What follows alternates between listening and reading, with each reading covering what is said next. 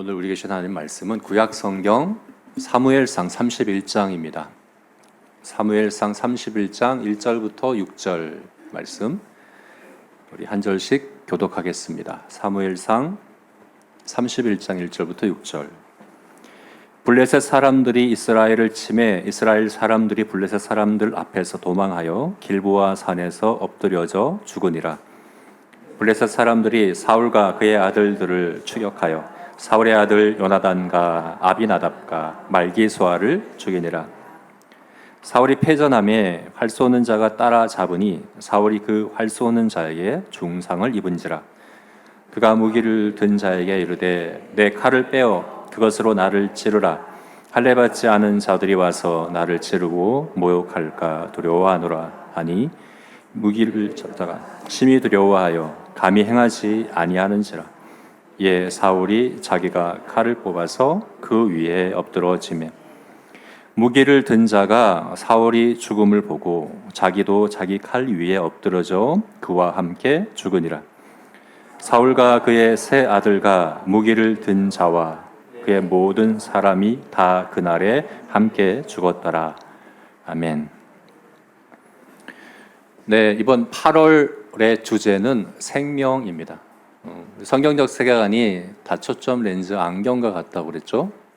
세 개의 초점을 가진 렌즈가 여기 있는데 창조, 창조, 타락, 구속 이 세 개의 렌즈를 통해서 우리가 매월 하나의 그 사물을 바라보는 그런 훈련을 지금 하고 있죠. 우리 8월에 우리가 봐야 될 사물은 생명입니다.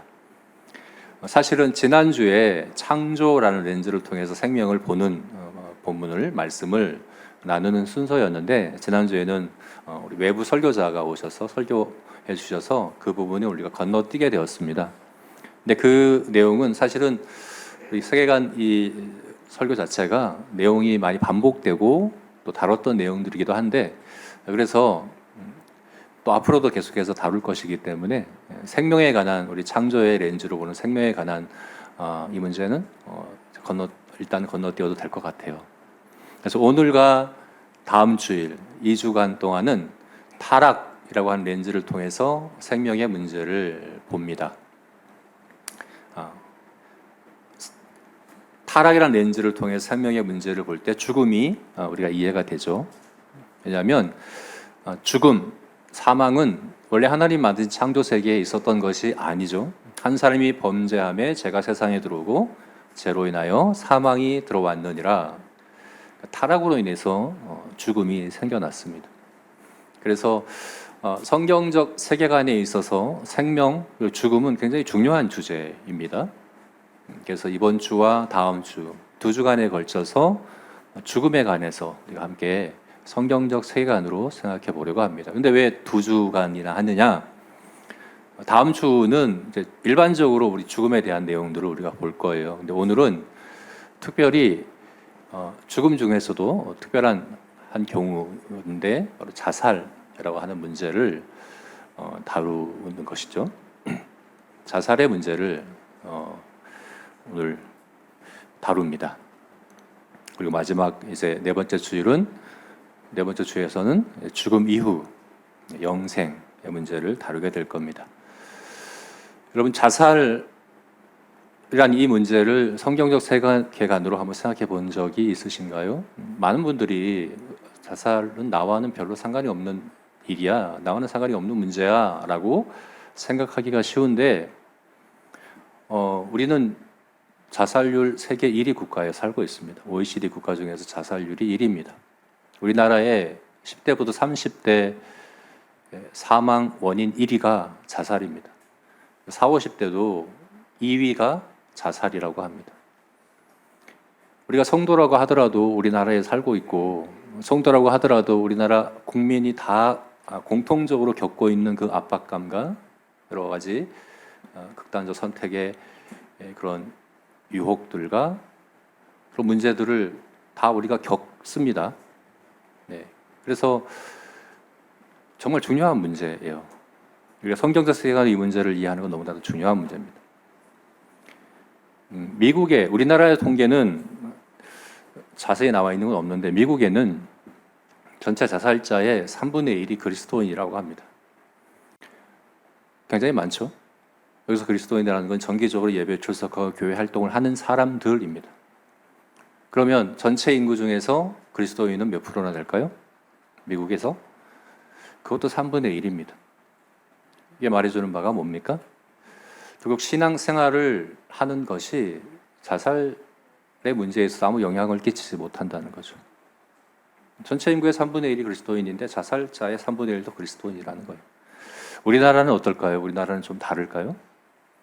우리나라에서는 그런 정확한 통계가 나와 있지는 않은데 제가 일부 예배에서 이렇게 얘기했는데 참미자매가 바로 찾아서 저한테 알려주더라고요. 네, 우리나라에도 2024년 통계를 보게 되면 그리스도인들 중에 매년 2,600명이 자살을 하고 20명의 목회자가 또 자살을 한다는 통계가 나와 있다고 합니다. 나와 상관없는 문제가 아닙니다. 우리는 똑같은 세상에 살고 있습니다. 우리의 다른 점은 환경이 아니라 세계관이에요. 그 환경을 읽는 해석의 틀이 다른 거죠. 그래서 그 틀이 준비되어 있어야 합니다. 우리는 달라야 합니다. 같은 세상에 살지만 다르게 살아야 됩니다. 그러면 다른 관점을 가져야죠. 자살에 관한 여러분의 관점은 어떻습니까? 성경적인 세계관으로 자살을 잘 이해하고 있습니까? 오히려 더 잘 이해해야 합니다. 그래서 오늘 우리가 이 성경적 세계관으로 자살의 문제를 이해하는 그런 시간을 가지려고 합니다. 성경에는 모두 7명의 자살의 경우가 나옵니다. 7번 나옵니다. 그 중에서 오늘은 2명이 함께 자살하고 있는데 사울 왕과 그의 무기를 든 자 두 사람의 경우죠. 특별히 사울 왕의 경우를 통해서 함께 질문해 봤으면 좋겠습니다. 사울 왕은 왜 자살했을까? 잘 생각하지 않는 문제죠, 그죠? 우리가 이 본문을 묵상하지도 잘 안 할 것 같아요. 설교도 잘 안 하는 본문이고 이 본문을 묵상하면서 사울이 왜 자살했을까 깊이 생각하지 않는 그런 문제일 것 같은데, 질문일 것 같은데, 그래도 한번 생각해 봅시다. 사울은 왜 자살했을까요? 우리가 가장 쉽게 생각할 수 있는 답은 힘들어서, 고통스러워서. 일반적인 대답입니다. 미국의 심리학자이고 자살학이라고 하는 그런 학문이 있답니다. 그 학문의 아버지라고 불리는 에드윈 슈나이드만이라는 분이 그렇게 얘기를 했어요. 자살은 삶을 끝내고 싶은 것이 아니라 고통을 끝내고 싶은 것이다. 죽음을 선택하는 게 아니라 고통의 끝을 선택하는 게 자살이라는 거예요. 다시 말해서 자살의 이유는 고통이다. 힘들어서 자살하는 것이다. 이게 일반적인 대답입니다. 오늘 본문에서도 사울이 그렇습니다. 3절을 보게 되면 사울은 어떻습니까? 패전함에 활 쏘는 자가 따라잡으니 사울이 그 활 쏘는 자에게 중상을 입은지라. 지금 길보아 전투에서 지금 이스라엘이 패전하고 중상을, 치명적인 그런 부상을 입었다고 얘기하는 거죠. 고통스러운 상황이죠. 육체적인 그런 고통 가운데 있는 상황입니다. 더 이상 맞서 싸울 수도 없고 도망도 갈 수 없어요. 한계 상황에 부딪힌 거죠. 그래서 자살을 선택한 거라는 거죠. 굉장히 지쳐 있기도 합니다. 사울은 어젯밤에 사울은 탈진해서 쓰러졌었습니다. 전날 밤에 사무엘상 28장에 나옵니다. 그 이야기가 블레셋 군대가 지금 진치고 있는데 그들을 상대할 수 있는 방법이 없어요. 그래서 하나님께 묻죠. 하나님이 꿈으로도 우림으로도 선지자로도 대답지 않습니다. 그래서 찾은 방법이 신접한 여인, 엔돌의 신접한 여인을 찾아갑니다. 자신이 신접한 여인과 무당을 이스라엘에서 다 쫓아냈거든요. 멸했거든요. 근데 오죽했으면 그 신접한 여인을 찾아가겠습니까? 근데 그 신접한 여인을 통해서 이 전쟁의 결과가 어떻게 될 것인가를 듣고 쓰러집니다. 쓰러졌다라고 하는데 기진해서 기운이 다해서 쓰러졌다. 그날 한 끼도 안 먹었거든요. 아침부터 저녁까지 아무것도 안 먹었더라. 그래서 엔돌의 신접한 여인이 밥을 해서 먹이고 하는 장면이 28장에 나옵니다. 굉장히 탈진해 있는 상황이에요. 기운이 진했습니다. 게다가 중상을 입었습니다. 사실 이 전쟁터에 나온 것만 해도 저는 대단하게 생각되거든요. 그렇게 지쳤는데 힘든데 싸움을 치열한 전쟁을 치르고 중상을 입었다. 그러면 정말 견디기 힘든 그런 상황까지 다 다른 거죠, 육체적으로. 근데 사실은 사울의 이 고통은 육체적인 것보다 심리적인 게 더 심각한 처참한 그런 상황이라고 볼 수 있는 상황입니다. 눈앞에서 세 아들이 죽었습니다. 바로 방금 죽었고 이스라엘이 패전했습니다. 왕으로서 군대가 무너졌고 이스라엘 백성들이 여기저기 뿔뿔이 흩어지고 나라가 무너지고 하는 그런 상황인 거죠. 기댈 곳이 없습니다. 도움을 청할 때도 없습니다. 신접한 여인까지 찾아갔었죠. 그렇게라도 사무엘을 불러내서 도움을 얻으려고 했지만 도움 받을 데가 없습니다. 그래서 사실은 신접한 여인 앞에서 쓰러졌던 것은 사실 육체적인 그런 밥을 안 먹어서 지쳐서라기보다는 심리적인 그 고통 때문입니다. 몸도 마음도 더 이상 버틸 수 없는 지경까지 이르렀습니다. 그래서 선택한 것이 자살이다. 그래서 극단적인 선택을 했다라고 우리가 생각하기가 쉽습니다. 근데 그건 자살의 배경은 될 수 있지만 근본 이유는 아니죠. 왜냐하면 힘들다고 다 자살하는 건 아니거든요. 그럼 욥은 어떻습니까? 고난의 대명사잖아요. 성경의 고난의 대명사인데 여기 2장을 보게 되면 그런 욥에게 아내가 얘기를 하죠. 아직도 당신이 온전함을 지키느냐? 차라리 하나님을 저주하고 자살해라. 죽어라. 정말 견디기 힘들죠. 모든 걸 다 잃어버리고 자식들도 잃어버리고 재산도 잃어버리고 건강도 잃어버리고 하루아침 한순간에 이제 아내까지 잃는 그런 상황입니다. 다 떠나고 아무도 없는 그런 상황입니다. 살아서 뭐하냐? 죽어라. 자살해라. 라고 얘기했죠. 그때 욥이 뭐라고 얘기합니까? 욥의 대답이 뭡니까? 그대의 말이 한 어리석은 여자의 말 같도다. 우리가 하나님께 복을 받았은즉 화도 받지 아니하겠느냐고 이 모든 일에 욥이 입술로 범죄하지 아니하니라. 욥은 사실은 힘들면 자살해야 돼. 고통스러워서 자살하는 거야 라고 얘기하면 욥의 아내의 말이 맞죠. 근데 욥은 그렇게 하지 않았습니다. 이후에 욥이 사실은 새 친구와 함께 아주 치열하게 그 얘기를 하죠. 자기 자신을 항변하는데 우리가 얼핏 읽으면 욥이 자기의 태어난 일을 저주하고 태어나지 말고 죽고 싶다 그렇게 표현하는 것처럼 볼 수도 있지만 그게 아니에요. 욥이 얘기하는 건 그건 아니에요. 욥은 부자로 살든 가난하든 높든 낮든 의롭든 악하든 결국 죽는다면 인생에 이런 고통이 있다고 한다면 인생은 의미가 뭡니까? 하나님 좀 나타나서 저에게 말씀 좀 해주십시오. 왜 살아야 합니까? 하는 그 얘기거든요. 근데 정말 하나님이 나타나시잖아요. 나타나서 말씀하시죠. 욥기에 그래서 중심은 마지막 중간에 있는 그 단어가 이제 욥기 주제거든요. 여호와를 경외하는 게 인생의 의미다 하는 걸 얘기하는 게 욥기인데 고통스럽다고 힘들어서 고통스러워서 자살했지라고 얘기하는 것은 자살의 근본 이유는 될 수 없습니다. 하나의 배경이 될 수 있고 그럴 수 있지만요, 그죠? 그래서 우리가 또 다른 답을 찾아봐야죠. 사울은 왜 자살했습니까? 할 때 우리가 또 쉽게 생각할 수 있는 답이 뭐냐면 약해서.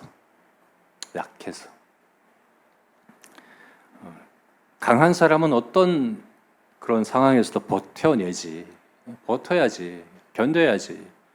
쉽게 포기하고 회피하고 도망쳐버리고 약해서 그래. 힘들어서가 아니라 그 힘듦을 견딜 만큼의 그런 강함이 없어서 나약해서 그래 이렇게 대답하기가 그렇게 생각하기가 쉽습니다. 사실 오늘 본문에서도 4절 말씀에서 그런 부분이 보여요. 4절 우리 같이 한번 다시 읽어볼까요? 우리 4절을 같이 다시 읽어봅시다. 읽으시면서 지금 사울이 스스로 표현을 해요. 자살의 이유를 직접 뭐라고 얘기하는지 보십시다. 읽겠습니다. 그가 무기를 든 자에게 이르되 내 칼을 빼어 그것으로 나를 찌르라. 할례 받지 않은 자들이 와서 나를 찌르고 모욕할까 두려워하노라 하나 무기를 든 자가 심히 두려워하여 감히 행하지 아니하는지라. 예, 사울이 자기의 칼을 뽑아서 그 위에 엎드러지매. 사울이 자살하게 된 이유가 뭡니까? 뭐라고 얘기합니까? 할례 받지 않은 자들이 와서 나를 찌르고 모욕할까 두려워하노라. 이게 바로 사울이 자살한 이유죠. 그러니까 블레셋 사람들이 자신을 고문도 할 거예요. 고문하고 모욕하고 실제 사울의 시체를 성벽에다 걸어 놓잖아요. 모욕하느라. 그렇게 할 것에 대한 두려움이 있었던 거죠. 그것을 내가 두려워하노라. 결국 뭡니까?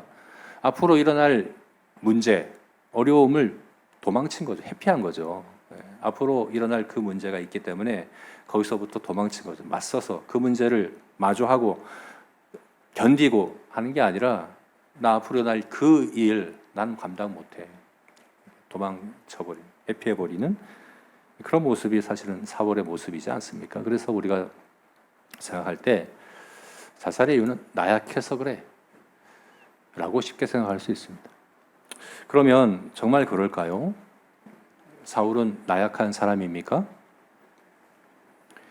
사울에 대한 성경의 사건들도 많고 이야기들도 많아요.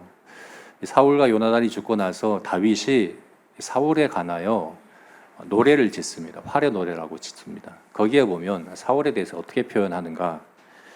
사무엘하 1장 23절을 보니까 사울과 요나단이 생전에 사랑스럽고 아름다운 자이더니 죽을 때도 서로 떠나지 아니하였도다.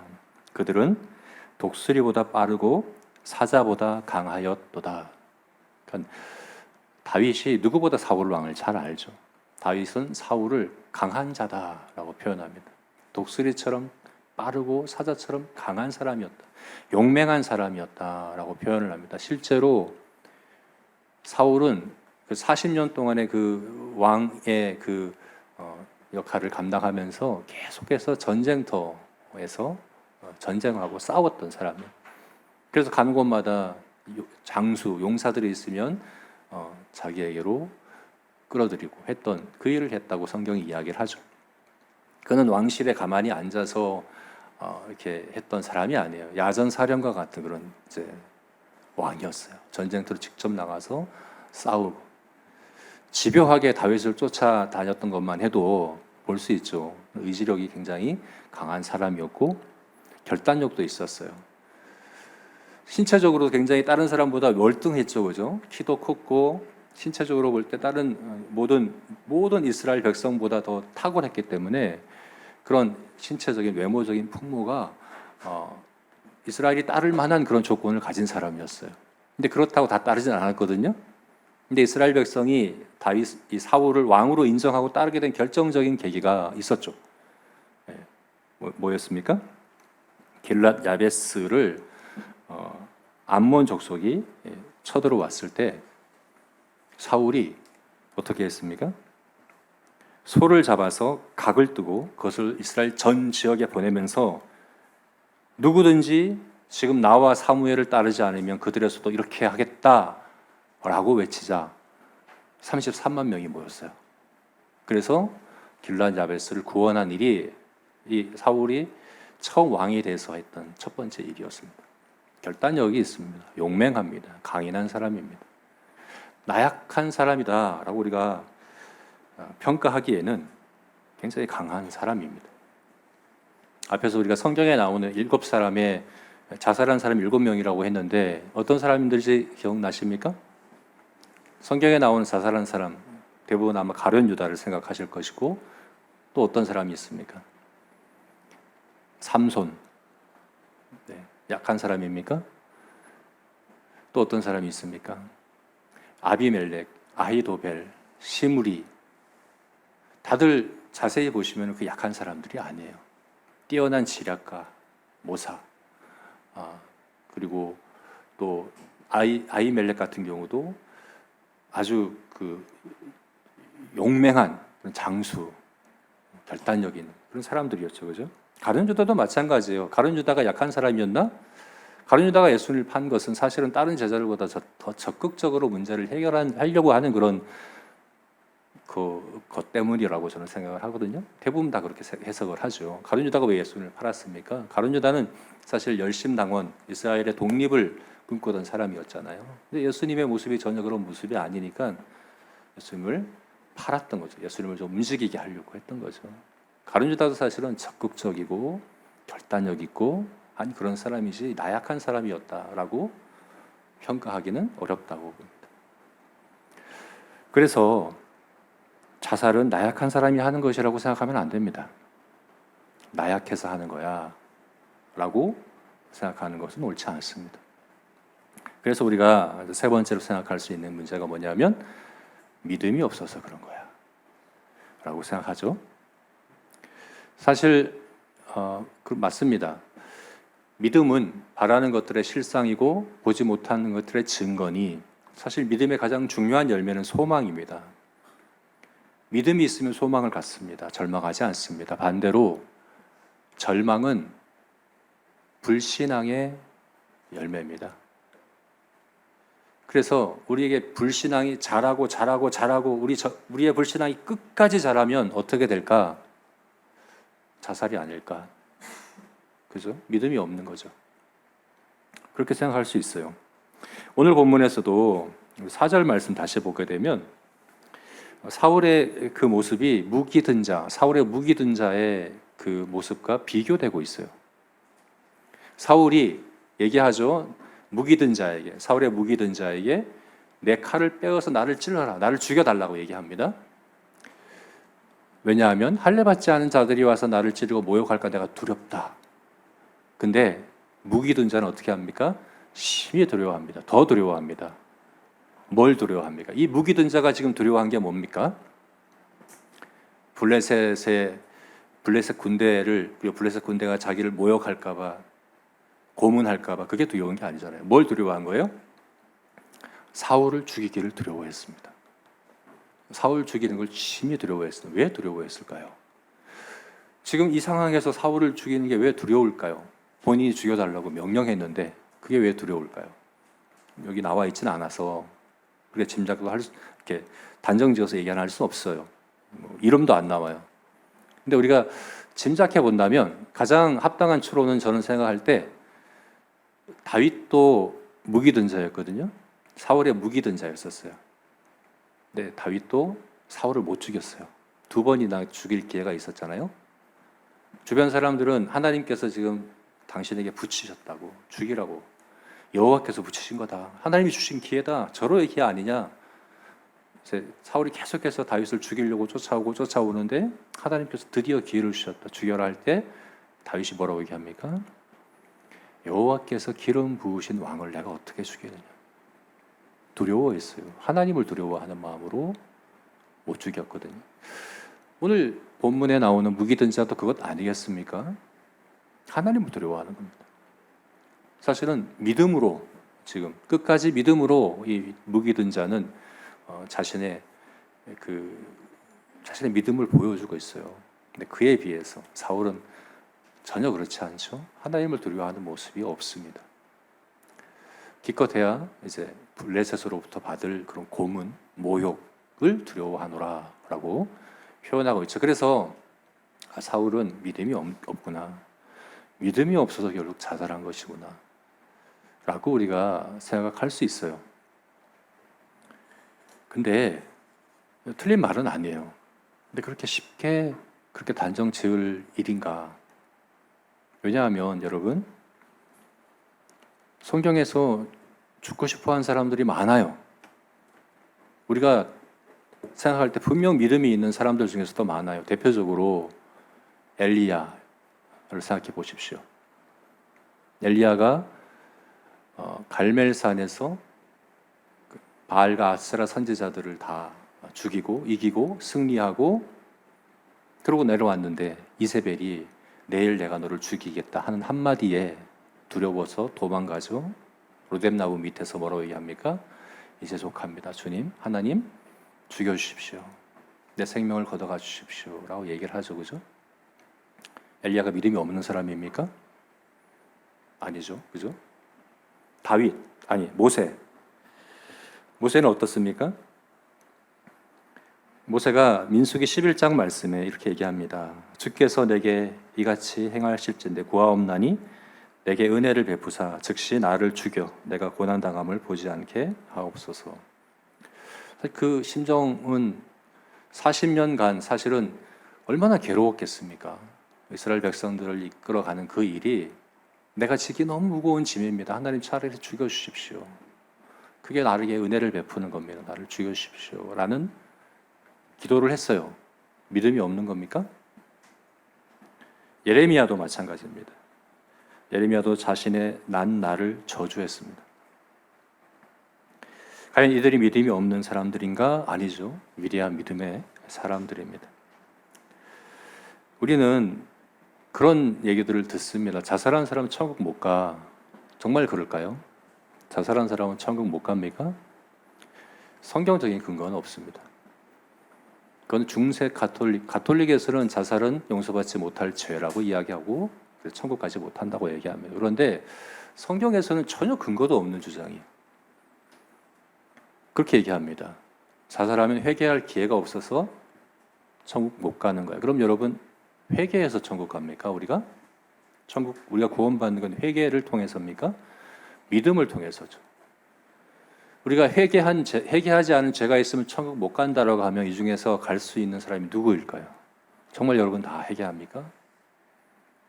하나님이 천국 문 앞에서 죄의 목록을 꺼내놓고 이거 회개했고 이거 회개 안 했고 회개했고 회개 안 했고를 따져서 천국에 들여놓으실까요? 아니죠. 주님과의 연합, 믿음을 통해 연합되어 있는가를 보십니다. 그리스도 안에 있는 자인가? 그리스도와 연합된 자인가? 그거를 볼 수 있는 열매가 회개가 그 중에 하나가 회개죠. 그죠? 그래서 모든 죄를 회개해서 천국 간다는 건 가톨릭의 행위 구원을 얘기하는 거예요. 그거 아니에요. 성경은 그렇게 얘기하고 있지 않아요. 예수님은 사람에게 지은 모든 죄는 다 용서받는다고 하셨어요. 근데 왜 자살만 우리가 빼놔야 됩니까? 죄가 아니라는 건 아니에요. 또 심각하지 않다는 건 아니고. 근데 자살하면 천국 가지 못한다는 주장은 성경적이지 않아요. 그리고 그리스도인은 자살하지 않는다는 주장도 저는 그렇게 함부로 단정할 수 있는 얘기가 아니라고 생각을 합니다. 그래서 물론 사울이 믿음이 있었냐 없었냐 이 문제를 지금 얘기하는 게 아니고 사울이 그리고 모든 자살하는 사람이 믿음이 없어서 그랬다라고 쉽게 우리가 단정 지을 수 없다는 거죠. 그럼 뭘까요? 자살의 이유를 뭘로 봐야 됩니까? 성경적 세계관으로 볼 때 자살은 뭐가 문제입니까? 오늘 본문에서 제가 사울의 이 자살의 문제를 비교할 수 있는 또 다른 사람의 죽음을 이야기하고 있다는 걸 보게 됩니다. 오늘 본문에 사울만이 아니라 또 다른 한 사람이 죽죠. 누굴까요? 요나단입니다. 요나단은 정말 탁월한 믿음의 사람입니다. 다윗이 하나님의 마음이 합한 사람이라면 요나단은 다윗과 마음이 하나 된 사람, 요나단도 하나님 앞에 마음이 합한 사람입니다. 어떻게 보면 저는 요나단의 믿음이 다윗보다 더 탁월한 것 같아요. 처음부터 끝까지 정말 요나단은 대단한 믿음의 사람이거든요. 근데 요나단도 죽었어요. 근데 한번 생각해 보십시오. 요나단은 이 전투에서, 이 길보아 전투에서 죽을 것을 미리 알았을까요? 몰랐을까요? 알았을까요? 몰랐을까요? 알았습니다. 바로 어제 저녁에 신접한 여인이 그렇게 얘기를 했어요. 그 전에도 이미 다 얘기했고, 특히 요나단은 하나님 앞에 뜻을 묻고 순종하는 하나님과의 친밀한 관계 가운데 있었던 사람이 요나단인데 왜 몰랐겠습니까? 알았어요. 그럼 한번 생각해 보세요. 스스로 목숨을 끊은 사울과 죽을 줄 알고 이 전투에 참여한 요나단의 차이는 뭡니까? 죽음을 선택한 거잖아요, 요나단도. 아닙니까? 예수님을 한번 생각해 봅시다. 인자에 온 것은 섬김을 받으려 함이 아니요 도리어 섬기려 하고 많은 사람을 위하여 목숨을 대속물로 주려 함이니라. 예수님은 죽으러 오셨습니다. 이 땅에 오신 것이 죽음을 선택한 것입니다. 선한 목자는 스스로 양을 위하여 목숨을 버리느니라. 누군가 나를 빼앗는 것이 아니라 내가 스스로 버릴 건세도 있는데 나는 내 목숨을 스스로 버리노라. 예수님도 죽음을 선택했습니다. 죽음을 알고 죽을 줄 알고 십자가의 길을 걸으신 거죠. 순교자들은 어떻습니까? 많은 순교자들이 있지만 전에 얘기해드린 이제 초대교회 퍼페추아라는 귀족 여인이 있었죠. 귀족입니다. 그래서 살리려고 한마디만 해라. 예수님을 부인한 한마디만 하면 살려줄게. 아기도 있어요. 가난한 아기도 있어요. 그 아기를 위해서라도 너가 한마디만 부인해라 라고 할 때 그가 뭐라고 얘기했습니까? 물이 담겨 있는 물병이듯이 주님이 내 안에 계시면 나는 그리스도인일 뿐입니다. 주님이 내 안에 계신데 어떻게 내가 주님을 부인합니까? 하고서 원형 경기장에서 죽임당했습니다. 선택한 건 아닙니까? 죽음을 선택한 거 아닙니까? 그러면 사울과 그런 죽음의 차이는 뭡니까? 그러니까 우리가 단순히 자살을 그냥 더 이상 육체적 생명이 끊어지는 것, 죽음을 선택하는 것 라고만 생각하면 안 됩니다. 그런 얘기가 아니에요. 요나단도 지금 죽음을 선택한 것이거든요. 이 둘의 차이가 뭘까요? 요나단과 사울의 차이가 뭘까? 결국은 죽음 하나의 문제가 아니에요. 사실은 삶 전반의 문제이며 삶을 이해하는 세계관의 문제입니다.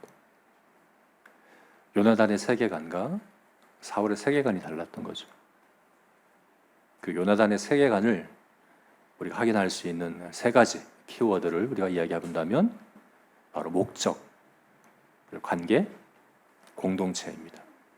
성경적 세계관으로 살아갈 때에 요나단에게는 삶의 목적이 분명했고 삶의 목적이 분명하면 죽음도 목적이 있습니다.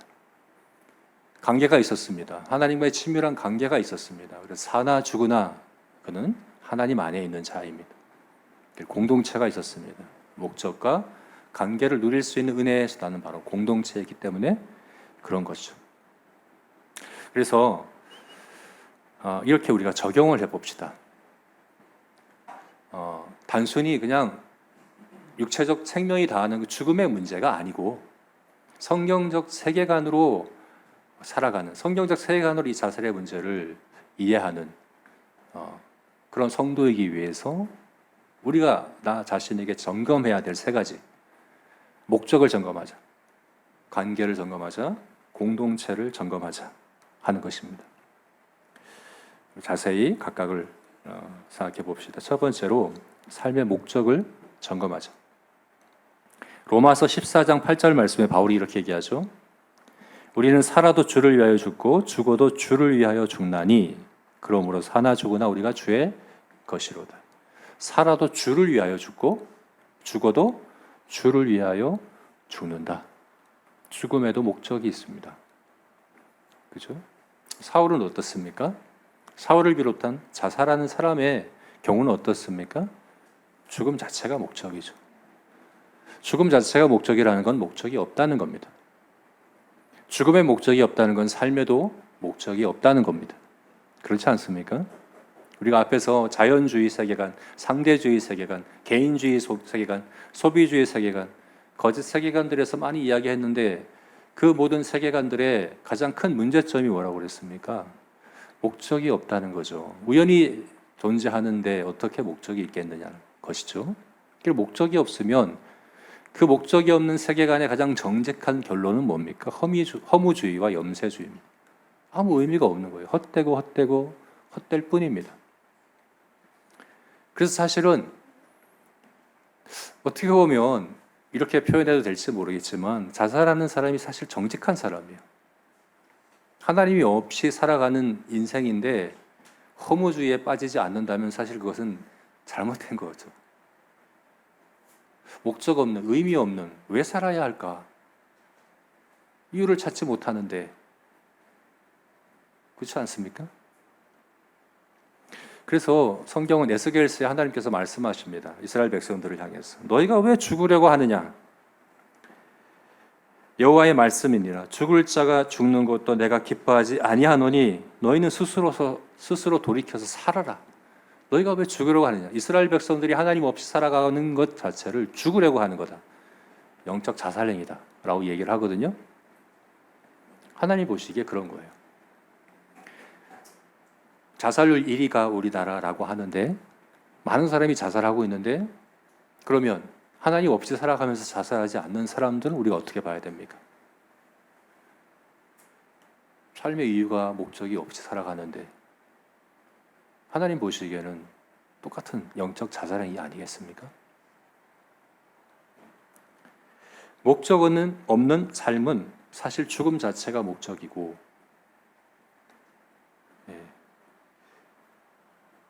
그것은 바로 영적 자살행위와 같다. 여러분 어떻습니까? 삶의 목적이 분명합니다. 하나님 우리를 최고의 목적을 위해 창조하셨습니다. 하나님 수준의 목적입니다. 뭡니까? 하나님의 영광을 위한 목적입니다. 그건 하나님 자신도 하나님 영광 위에 존재하십니다. 무엇을 먹든지 마시든지 이 최고의 목적을 위해서 행해라. 이 최고의 목적을 위해서 살아라 라고 우리에게 말씀해 주고 있는 거죠. 그게 바로 성도입니다. 그리고 죽음마저도 그 목적 안에서 죽을 수 있습니다. 그게 바로 성도입니다. 그것이 바로 성경적 세계관으로 살아가는 사람의 모습입니다. 그러므로 여러분 삶의 목적을 점검합시다. 너무 거창하게 생각하지 마십시오. 지금 내가 먹고 마시는 것, 지금 내가 말하고 행동하는 것 하나하나에 하나님을 영화롭게 하고자 하는 목적을 위해서 그 목적을 향해서 행하고 있는가를 점검합시다. 그리고 저와 여러분이 다 사도 바울처럼 우리가 살아도 주를 위하여 죽고 죽어도 주를 위하여 죽는다라고 고백할 수 있는 그런 저와 여러분이 되시기를 주의 이름으로 축원합니다. 두 번째는 관계를 점검하자. 이건 하나님과의 관계입니다. 하이델베르그 요리문답 1문은 이렇게 얘기하죠. 살아서나 죽어서나 당신의 유일한 위로는 무엇입니까? 살았을 때뿐만이 아닙니다. 죽어서도 죽음 가운데서도 당신의 유일한 위로가 뭡니까? 그 대답은 살아서나 죽어서나 나는 나의 것이 아니요 몸도 영혼도 나의 신실하신 구주 예수 그리스도의 것입니다. 이게 유일한 위로입니다. 라고 고백하죠. 주님과의 관계를 얘기하는 겁니다. 성경은 그리스도인은 주 안에서 자는 자라고 얘기를 합니다. 이 잔다는 것은 우리 육신을 얘기하는 거예요. 우리 영혼은 천국에 가죠. 우리 영혼이 자지 않습니다. 어떤 분들은 영혼 수면설을 주장해서 성도는 죽으면 영혼이 잔다라고 표현하는데 성경에서 잔다고 얘기하는 육체를 얘기하는 거예요. 무덤에 있는 우리 몸, 썩어서 흙이 되는 그 몸을 주님 안에서 잔다라고 얘기를 합니다. 성도는 죽음의 순간에도 죽은 이후에도 주님 안에 있는 자인 것이죠. 네. 살아서도 마찬가지죠. 삶에서도 주님 안에 있고 죽음의 순간에도 주님 안에 있는 것. 이것이 바로 사울과 요나단의 차이입니다. 여러분 엘리야를 한번 생각해 보십시오. 아까 얘기했듯이 엘리야도 죽고 싶어 했어요. 근데 엘리야는 어떻게 사울과 달랐습니까? 엘리야가 그 로뎀 나무 아래에서 죽기를 구할 때 어떻게 했습니까? 하나님께서 까마귀를 통해서 그를 먹이십니다. 까마귀를 통해서 그에게 고기를 갖다 주시고 떡을 갖다 주십니다. 네가 기운을 차려야지 네가 갈 길을 갈 거야 또 먹이고 또 먹이고 또 일으키시고 세우시고 돌보시고 주님 안에서 있는 자의 모습 아닙니까? 주님과의 관계 가운데 있는 자의 모습이죠. 모세도 마찬가지죠. 모세가 하나님 나를 죽여주시는 게 저에게 은혜 베푸시는 겁니다 라고 얘기했죠. 근데 사실은 그게 하나님께 나아가는 거잖아요. 모세는 하나님께 나아가 구했습니다. 엘리야도 하나님께 나아가서 기도하고 구하고 하나님께 울부짖고 하나님께 나아갔습니다. 하나님과의 관계 가운데 있었던 거죠. 살아서나 죽어서나 그랬던 것입니다. 그럼 여러분 매일매일 주님과의 관계, 하나님과의 관계 가운데 있는가를 점검하십시오. 말씀과 기도 가운데 나는 말씀 앞에 날마다 서고 있는가? 그냥 지식으로 습관으로가 아니라 이 말씀이 나의 양식이고 나의 생명입니다. 내가 믿고자 합니다 라는 마음으로 말씀을 읽고 묵상하고 또 그 말씀에 순종하고 하는 그런 삶을 여러분 살아가고 있습니까?